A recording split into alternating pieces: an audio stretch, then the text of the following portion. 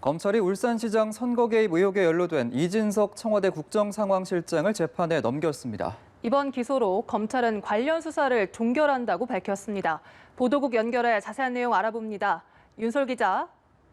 서울중앙지검 공공수사 2부는 이진석 청와대 국정상황실장을 불구속 기소했습니다. 이 실장이 사회정책비서관에 재직하던 중 이른바 울산시장 선거 개입 사건에 관여해 공직선거법을 위반했다는 혐의인데요. 검찰은 지난 2017년 10월 이 실장이 당시 후보였던 송철호 울산시장 측에서 산재모병원의 예비 타당성 결과 발표를 연기해달라는 부탁을 받았다고 보고 있습니다.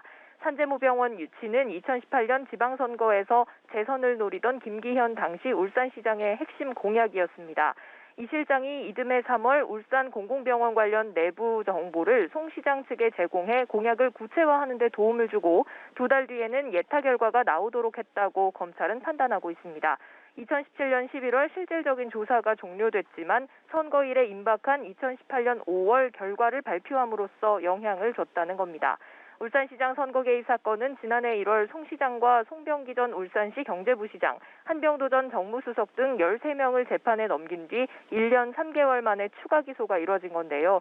검찰은 이 실장을 총 3차례 소환해 조사했다고 밝혔습니다.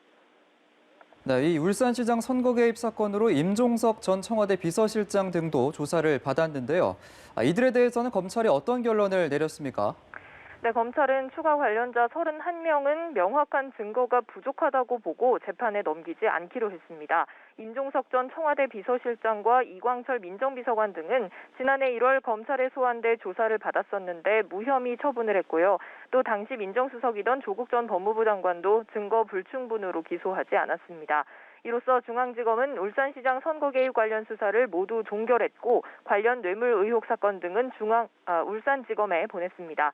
검찰은 이 실장의 혐의를 진행 중인 재판에 합쳐서 같이 심리해달라고 요청할 계획이라고 밝혔습니다.